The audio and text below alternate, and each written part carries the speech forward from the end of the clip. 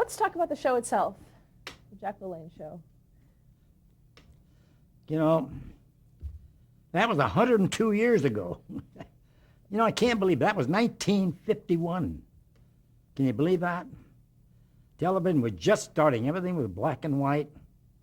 In those days, everybody said, how much rehearsal did you do, Jack? And how about the material that you read? Everything I did on television was ad lib. I never read anything unless it was an excerpt out of some little magazine I wanted to read. Everything was off the top of my head. In the preparation, Russ Warner was my buddy and helped us, with in our business a little bit. We'd meet. Maybe we'd spend about a half an hour just, what are we going to do that day? Give a little outline. We'll specialize on the hips or the waist or this, That's all. There was no rehearsal, no nothing. That's why I was so terrible. No, but that was, that's why it came over that way. Extemporaneous. If something's planned, everybody's got this stuff and they got music going. I had their attention. There's that one person. Mrs. Jones, how are you doing? How are the kids? How's your husband? Everything okay? Did you have a good night's sleep last night? What'd you have for breakfast today? And all these people, they knew I was talking just to them, and I was. I was talking to one person. Then to attract the kids, this was the most difficult thing. My show, this Mr. Bartlett, Mr. Bartlett, the guy that sponsored my show, well, he ran out of money. So he didn't have any for his Kiva-Wet. He had it in the stores, but then he ran out of money for advertising. He's got the product and no advertising. So here I'm stuck with a television show. Think about this. So what I did, I don't know if you've heard of Yami yogurt. That's one of the most famous yogurts, I guess, ever. And they were in San Francisco then. And I made that man a millionaire in less than 2 years selling the yogurt. I was the one that got the yogurt. They didn't have all that fancy stuff now. But I used to tell them to mix this fruit with it and this fruit, because yogurt had a terrible taste without the thing. So that's how that started. So then I started developing my own products. I came out with the first one. I had everybody wants to do some exercise at home, so I developed Jack LaLanne Glamour Stretcher. It was a stretcher made out of surgical rubber, had little loops on the end. You could put it around the doorknob and do things for your arms and chest. You could do squats with your legs. Worked every part of your body. We sold over 15 million of those. How did you do that? Were they in stores or did people have to order them? Oh, yeah. I was my own sponsor. And after a while, then I took over the whole show. And I've never had a partner. Everything, we've got hundreds and hundreds and hundreds of shows. In fact, we're going back in the air, very shortly with the Jack LaLanne shows. And every one of those shows, I own them outright, complete. So I started out, my first gym way back then, I was my own boss. I didn't have a cater to anybody. I never borrowed a cent. I never had a partner. It was just always, because my dad, he always said, kid, we were always very poor. He said, kid, he says, you may never have a lot of money, but anything you got to do, your word's your bond. If you tell somebody you're going to be there at 10 o'clock, you're there at 10:15, you lied. And he says, if you're going to buy something, pay cash for it. And I remember that, and that's what I've done, boy. Everything I do, I buy my other bills, cash, and whole thing, and little things you learn when you're a kid. A lot of people out there probably, oh, you're nuts, Jack. How can you do anything without your credit and all this kind of? I got terrific credit, but I don't use it.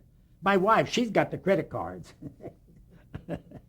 No, but life goes on. Yeah, if I can't please Jack LaLanne, I'm a failure.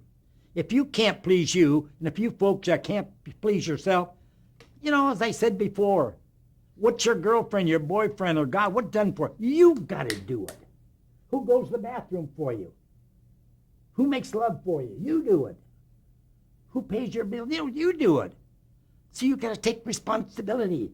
I've said 1,000,000 times, anybody can die. Dying's easy. Living, you got to work at it.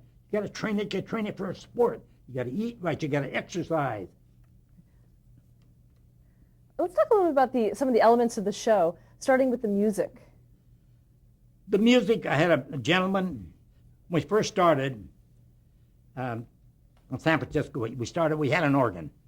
Her name was June Melody. She was a very famous musician in San Francisco. But then when we moved down to Hollywood, then I hired this gentleman. His name was Dave Bacall. You know, in those days, the old silent movies used to have an organ player, you know, behind you hear all that music. Well, he was a terrific organ player. So I hired him. And we got the music. We'd take all these songs, the public domain, you know. You got to pay residual. We got songs where public domain had run out, so we could use those songs. And he made up words to them, and he had a great big library of songs from this old thing that he put the words to, and he would follow me. Everything I do, I'd take a deep breath, I'd go, and he'd go on the organ. Or I'd do something, you know, he'd keep time to it. See, so he would keep time to me, but most of these exercise shows, they go by a record, and you've got to follow the record, see? But see, exercise, you like to do it slow, then you do it a little faster. See, if you got a record, you got to do it at the same speed. But with him, I could speed it up, he'd speed up. I'd slow it down, he'd slow it down.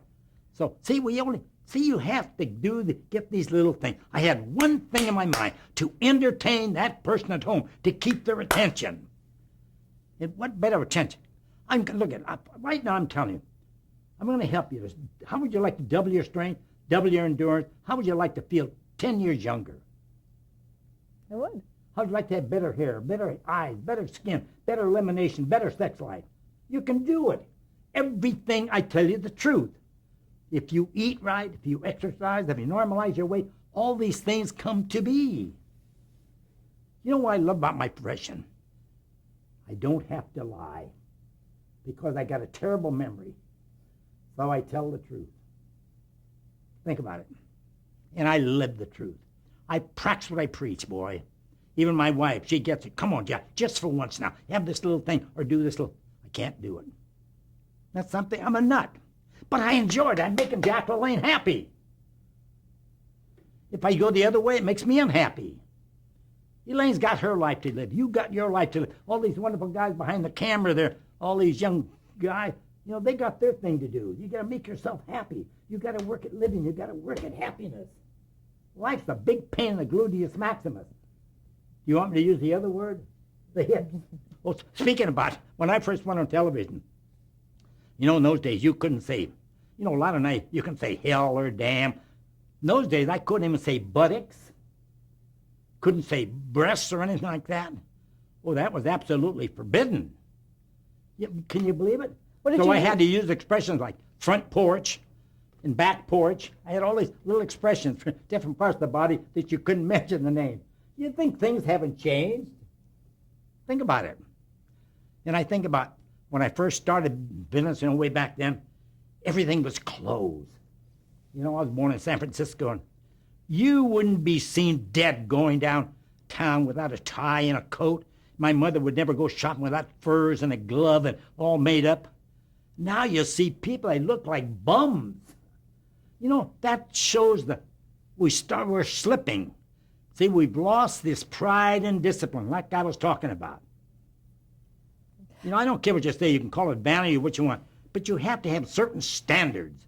Do you ever watch dogs or cats, how they print themselves, they keep themselves clean? See, they've got pride and discipline, but people don't have it. You watch some of these kids today. God, they're so fat and out of shape. Every other word, this word and that word, you can't give them any kind of guidance of any kind. They rebel against school. They rebel with their parents and friends. See, these kids, they should be taught pride and discipline. Like I said before, from kindergarten. The number one thing, pride and discipline, taking care of the body and the mind. And we've got to get this in school. That's why you know, Arnold Schwarzenegger is a very good friend of ours, and I just love this man. And someday, people are going to listen to Arnold and going to get physical education back in school, start taking care of our kids. You know, most of the schools don't even have physical education now. You think about it. When I went to school, man, that was a must. Let's go back to your show. How did you open your show? By doing jumping jacks. That's where we got the thing jumping, you know, the jumping. Then I'd come out and say, hi, everybody, you know. What did the announcers You know, we're say? going back with my shows. We have hundreds and hundreds of shows. So we just signed a 5-year contract with ESPN, the vintage things they have, all my black and whites. So we're going to, around maybe sometime in October, going to come back again and be all over the country, 5 days a week, half hour. What did the announcers say when the show opened? It was a little catchphrase. What's that? Isn't it stop, look, and listen? Stop, look, and listen. Oh, that's what the announcer said. Stop, look, listen. It's time for the Jack LaLanne Show from Hollywood. That's how it opened, yeah. How did that come about? And then I always ended it.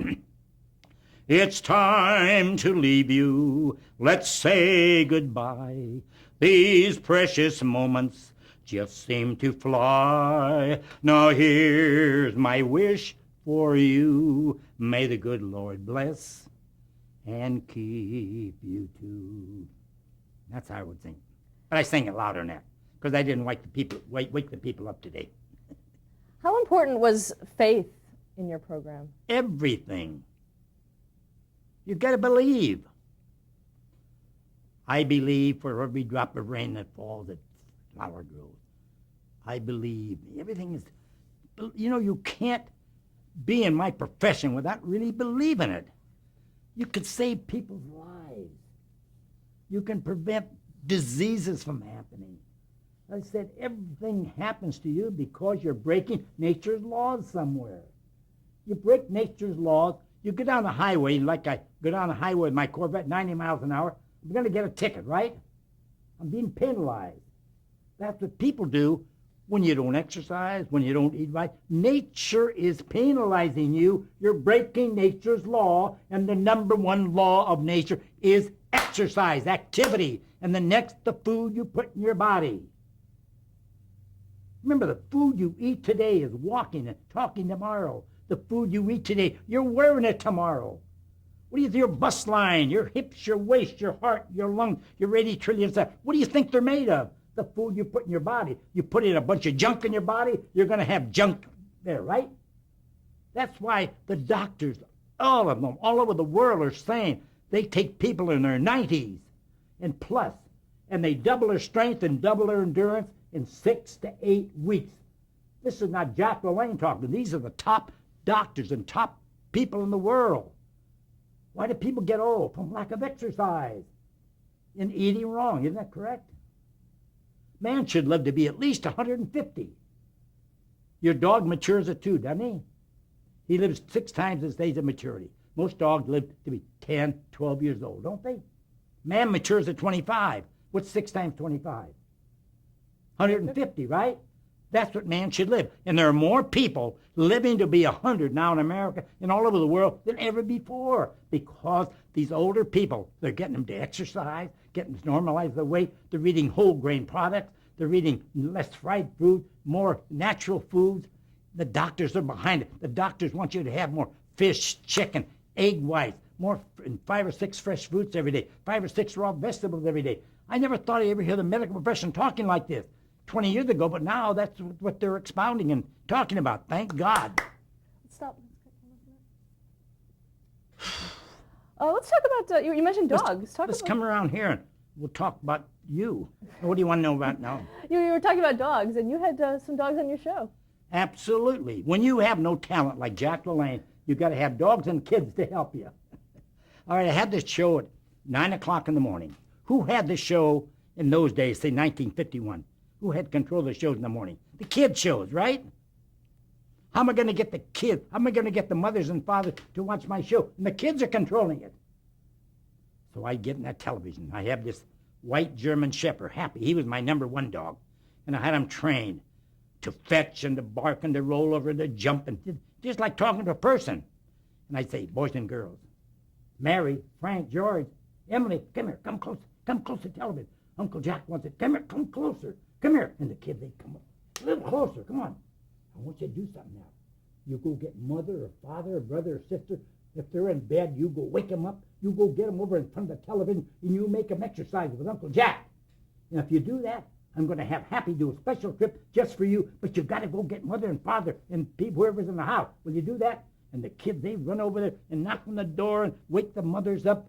And the mother and the kids, if the folks didn't appease the kids would cry. So the mothers had to appease the kids. They started watching me. I've been watching you now for a week, and I'm hooked. And I'm watching you every day. See, you get things, you get your back against the wall, and you'd be surprised what comes out, huh?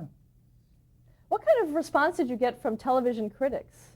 Oh, I'd be off the air in 6 weeks. Oh, that LaLanne, that nut, that crackpot, doesn't eat meat, doesn't do this, got women working out with the weights, athletes working out with the weights, and all that muscle stuff. And oh, yeah, people aren't ready for that stuff. That's exactly what they said. And what about your viewers? What did your viewers say? Oh, they thought it was the greatest thing ever happened. They had somebody that cared about them.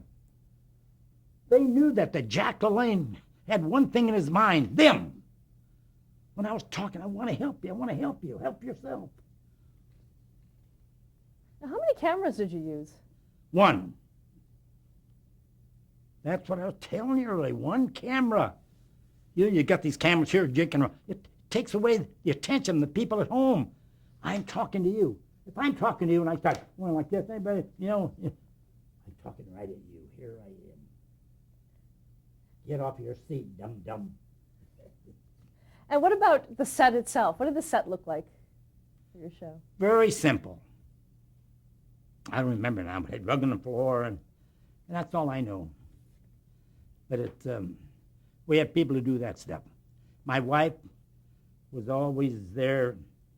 She was on the show a lot with me, too, Without LaLanne, I'm a big nothing. No, she is, everybody's not in this profession. LaLanne has been with me 1,000,000%, encouraging me and helping me and being an example, and I just love that woman to death. I love her more than I ever have. It's my allowance tomorrow. And don't lose your sense of humor. What did you wear on the show? Just exactly like this. Jumpsuit. And I wore ballet slippers. I want something that would show off my figure and something that was functional. I could move around, move my legs and stuff, right? So that was my trademark, my jumpsuit. Now, in the beginning, did you wear the jumpsuits? Or Absolutely. Well, I think the first day on television, I think I wore a suit or something, didn't I? What? You wore a T-shirt? No, I don't know. I forget what I meant. But I didn't have a jumpsuit the first show. Okay. I'll never forget the first show. I'm going to be their savior. I'm going to help these people. I got to get people eating off of all this canned stuff and all this demineralized processed food, cakes, pie, candy, ice cream, all the white flour products. I'll never forget first day, my nutritional tip, I got this big loaf of bread. Langendorf was one of the big bakeries in San Francisco. One of the biggest. I guess they went nationwide. And I made sure they saw I say, look at this bread. There's Langendorf. I made sure they saw the label. And I took the label off. I took the covering off, whatever, the wrapping off. And I took this bread, it's this big, and I squashed it. It's all full of air, all that white flour. And I squished it into a ball, and boom, I hit it on the floor, and I said, bang, that's what it does when it hits your stomach. It's there forever. 10 seconds on the lips, lifetime on the hips. And boy, 5 minutes later, the phone's ringing, blang, blang, blang, ringing off the hook. It's the executives from Langendorf. You get that bum, that crackpot, that liar off of your television, we're going to withdraw all our Langendorf commercial. That guy is terrible. What are you doing? The last time I ever mentioned a product, I'll tell you. See, you have to learn. What did I know? Were there any other things like that happened in live TV? That was the first one. No. After a while, you know what to say and what not to say. The good book says we are fearfully and wonderfully made. Believe it. You don't know. I'm lazy. You're lazy. All you folks are lazy. We never bring out a half of what we really have inside of us. But what little bit about me, what little I have brought it out because I believe. I got one thing in my brain, to help that person, to help themselves, and to give them the truth. to motivate them, to stimulate them. We all need a little pat in the back. We're all little children. We're all little dwarfs. You know, I'll never forget, just recently I talked to one of the greatest group of, I won't tell you what company, but these guys are all multimillionaires, all chairmen of the board. And I gave this lecture. And I told you guys, you should be the first ones to work. You guys should be physically fit and mentally fit. You should be dressed to the nth degree. You should be set example for your workers. You know, so many of you out there, you're complaining of arthritis and rheumatism. The only thing you think about is making money. You forget about what you mean to this company and what the people think about you. You've got to give. You've got to get respect from your employees. They're your family. How you just shoot them up. After that lecture, every one of them, without exception, they came over and I signed autographs, you know. They said, Jack, I'm going to start working out tomorrow. I needed that more than anything. You were 1,000,000% right. Thank you, thank you. You know, it makes you feel good, see? This man's going to stimulate millions, probably thousands of other people. See, you plant that seed, right? That seed's going to grow. You plant junk, you plant a weed will grow. You plant a wonderful orchid, an orchid will grow. You plant truth, truth will come out of it. Now, That's all I got going for me, is telling the truth. Now, how did television help you do that? Help me? I came into your home. I reached, you know how many millions and millions of people we reached? My show was all those years I told you in Europe. And we were 34 years in America here. We had one of the highest rated shows of all the daytime shows. You know, it's just, you're reaching millions of people. And they tell people.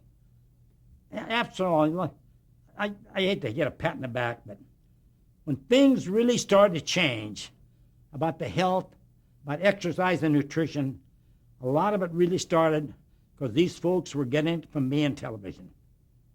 The truth. They never heard about this before. You know, women working out with the weights, older people working out with the weights, athletes working out with the weights. That's why I did all those feats that I've done, proving that at any age, anything is possible. On my 70th birthday, that's when I towed the 70 boats in Long Beach, 1.5 miles. Can you believe that? My feet are tied. My hands are tied. These 70 boats are back there, and I'm pulling them.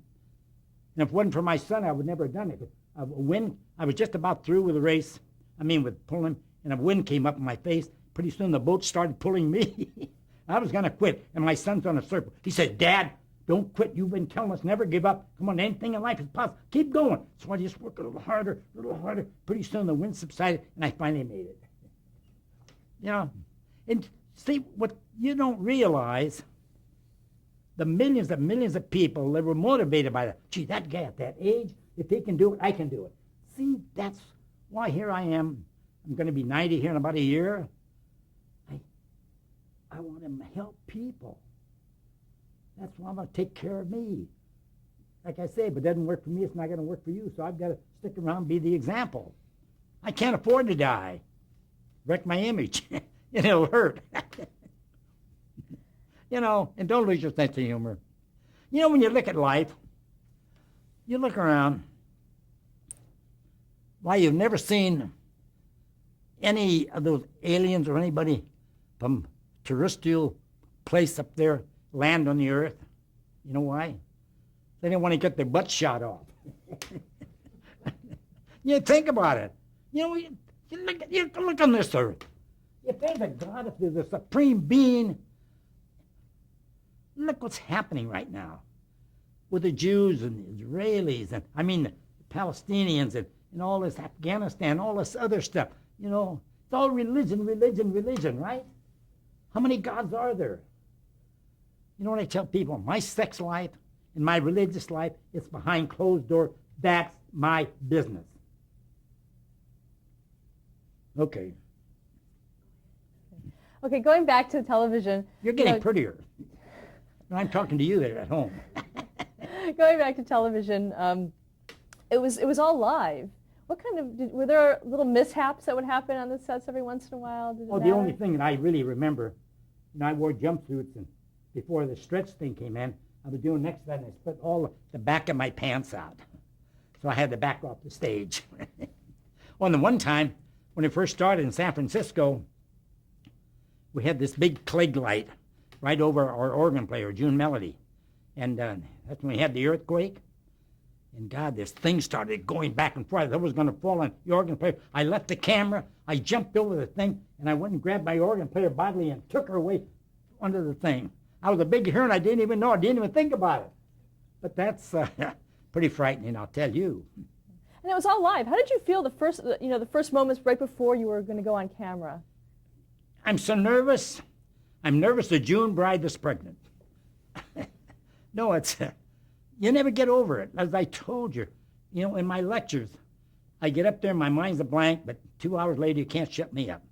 If you don't get nervous, say it's like if anybody played football, you guys out there, before the game, before the kickoff, you get on, but then it's all gone. But see, if you're not nervous, that means you've got something to give. I'm a giver. I could be so down in the dumps I could be in my death's door, but I'd still, if that camera came on, hi, I'm a new guy. This is my life, helping people, giving them the truth. Hallelujah. Another facet of the show is that it was syndicated. How did that work from a business perspective? See, we owned the whole thing. LaLanne and I, we never had a partner. We owned the whole syndication. Ever since we've been able, we own the whole thing, everything. All these hundreds and hundreds of Jack LaLanne shows that are coming back in the air, those are all ours, no partners. Thank God. I got one partner. She's the greatest person in the world, Elaine.